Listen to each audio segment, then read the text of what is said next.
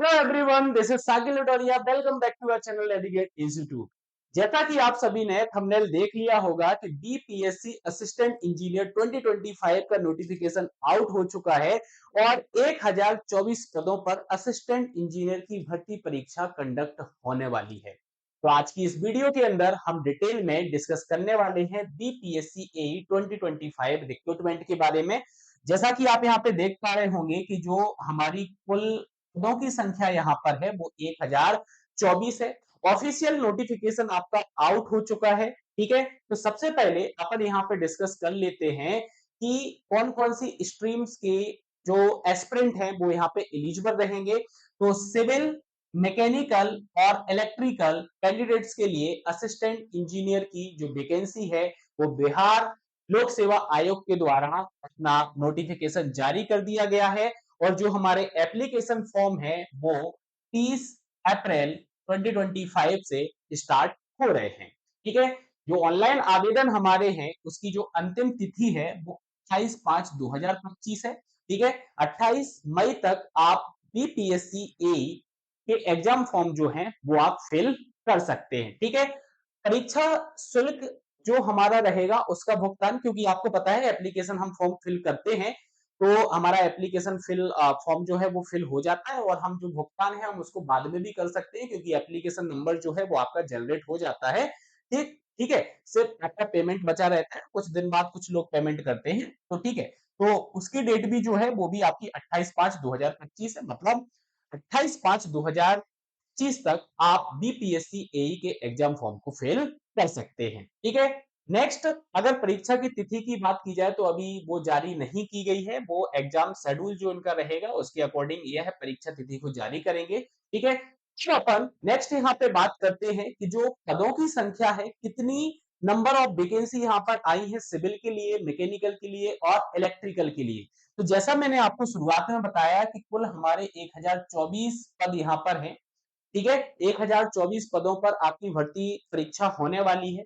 ठीक है, इसके अंदर सहायक अभियंता की अगर मैं बात करूं तो 984 जो आपकी पोस्ट है वो सिर्फ सिविल एस्पिरेंट के लिए यहां पर निकाली गई है। और यहां पर अगर पात्रता की बात की जाए या फिर क्वालिफिकेशन की बात की जाए तो भारत में किसी भी मान्यता प्राप्त संस्थान से आपने सिविल इंजीनियरिंग के अंदर बी और बीटेक की डिग्री अगर ली हुई है तो आप इस एग्जाम के लिए एलिजिबल रहेंगे। ठीक है, सेकंड अगर मैकेनिकल की बात की जाए तो एई के मैकेनिकल के जो पद यहाँ पर आए हुए हैं वो 36 पद आपके आए हुए हैं। यहाँ पर भी मैकेनिकल इंजीनियरिंग के अंदर आपकी बी या बीटेक की डिग्री आपके पास होनी चाहिए। नेक्स्ट इलेक्ट्रिकल की अगर मैं बात करूं तो इलेक्ट्रिकल में सिर्फ 4 पद ही यहाँ पर आए हुए हैं। ठीक है, इलेक्ट्रिकल में सिर्फ 4 पद आए हुए हैं और इसमें इलेक्ट्रिकल इंजीनियरिंग में आपके पास डिग्री होनी चाहिए भारत की किसी भी मान्यता प्राप्त संस्थान से।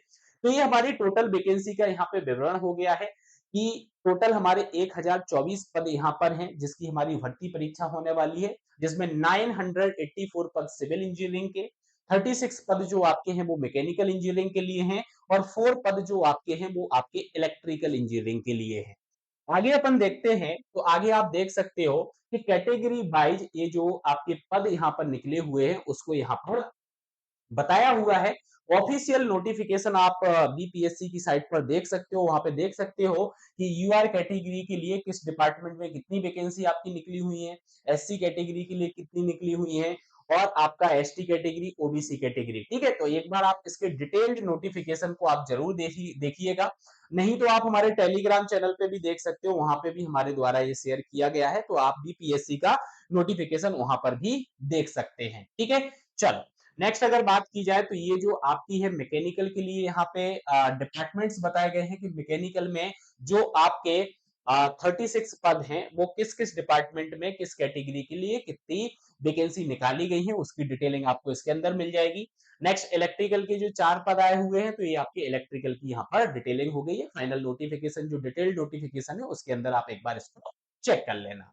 ठीक है, नेक्स्ट अपन यहाँ पे बात करें कि आयु सीमा जो है इस एग्जाम के लिए वो क्या है। मिनिमम आपको पता है मिनिमम एज जो लोक सेवा आयोग के द्वारा मांगी जाती है, ठीक है, वो आपकी कितनी है, न्यूनतम आयु जो है वो आपकी 21 वर्ष है। और आयु की जो गणना है 1/8/2024 तक यह गणना करेंगे, ठीक है। 21 वर्ष आपकी मिनिमम यहाँ पर आयु होनी चाहिए।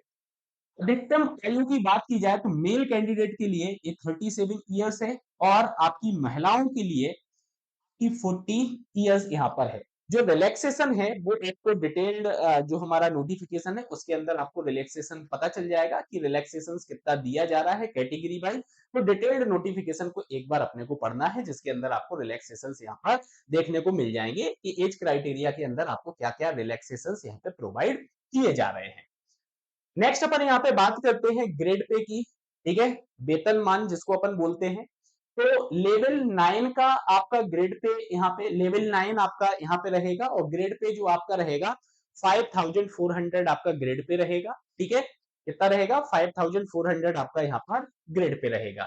शैक्षणिक योग्यता का मैं आपको ऑलरेडी यहाँ पे बता चुका हूं कि आपके पास सिविल, अगर आप सिविल एस्पिरेंट है तो सिविल इंजीनियरिंग में आपके पास डिग्री होनी चाहिए। मैकेनिकल एस्पिरेंट है तो आपके पास मैकेनिकल इंजीनियरिंग में डिग्री होनी चाहिए और इलेक्ट्रिकल की बात करें तो इलेक्ट्रिकल इंजीनियरिंग के अंदर आपकी डिग्री होनी चाहिए। तो सिविल, मैकेनिकल और इलेक्ट्रिकल में आपको भारत के किसी भी मान्यता प्राप्त संस्थान से आपने अगर 4 वर्ष का डिग्री कंप्लीट किया हुआ है तो आप यहाँ पर इस फॉर्म को फिल कर सकते हैं। याद रखना यहाँ पे डिग्री मांगा हुआ है, डिग्रीधारी हो, ठीक है। मतलब यहाँ पे डिप्लोमा की बात नहीं की जा रही है, डिग्री आपके पास अगर डिग्री है तो ही आप इस फॉर्म को फिल कर सकते हैं, ठीक है। अब इन्होंने एक चीज यहाँ पे बोला है कि अगर आप बिहार गवर्नमेंट के अंदर अगर संविदा पे आप काम कर रहे हैं तो आपका संविदा पे जितने वर्ष का आपका अनुभव होगा उसके आधार पे भी आपको मार्क्स दिए जाएंगे, ठीक है। तो ये चीज भी आपको याद रखना है। चयन का आधार यहाँ पे क्या होने वाला है, मतलब किस प्रकार से आपकी जो परीक्षा है वो होने वाली है, ठीक है। तो आपका वस्तुनिष्ठ मतलब एमसीक्यू टाइप आपका यहाँ पर पेपर होने वाला है, सबसे पहली बात आपको ये याद रखना है, ठीक है। संविदा के आधार पर जो काम किए गए हैं उस कार्य की अधिमान्यता की भी गणना यहाँ पर की जाएगी चयन परीक्षा में। जो कैंडिडेट संविदा पे ऑलरेडी काम कर रहे हैं और वो इस पेपर को देते हैं तो उनके काम के आधार पर मार्क्स आपको वहां पर दिए जाएंगे, ठीक है। अगर कोई प्रश्न पत्र की बात की जाए तो टोटल आपके 6 प्रश्न पत्र यहाँ पर होने वाले, ठीक है। और 4 पत्र जो आपके रहेंगे वो आपके अनिवार्य रहेंगे और 2 पत्र जो आपके रहेंगे के ऐच्छिक होंगे, मतलब कि इलेक्टिव आपके होंगे। प्रथम 4 पत्र यथा सामान्य अंग्रेजी, सामान्य हिंदी, सामान्य अध्ययन, सामान्य अभियंत्रण विज्ञान वस्तुनिष्ठ ऑब्जेक्टिव आपके होंगे। 2 ऐच्छिक वस्तुनिष्ठ रूप में होंगे जो कि आपके सिविल, यांत्रिक एवं विद्युत अभियंत्रण के लिए अलग अलग होंगे। मतलब सिविल से अगर आप बिलोंग कर रहे हो तो 2 पेपर आपके अलग होंगे, मैकेनिकल से हैं तो 2 अलग होंगे, इलेक्ट्रिकल से हैं तो 2 अलग होंगे और जो 4 आपके पेपर हैं वो आपके सभी के लिए होने वाले हैं, ठीक है। वो 4 पेपर आपके सभी के लिए कॉमन रहेंगे। लेकिन यहाँ पे याद रखना कि जो पेपर आपका सामान्य अंग्रेजी का होगा और जो आपका सामान्य हिंदी का पेपर होगा यह मात्र क्वालिफाइंग आपके होंगे। क्या होंगे? ये दोनों पेपर आपके मात्र क्वालिफाइंग होने वाले हैं। और क्वालिफाई के लिए भी बात की जाए तो न्यूनतम आपको 30 अंक यहाँ पे चाहिए, मतलब 30 अंक मतलब कि 30% अंक आपको यहाँ पे चाहिए, ठीक है।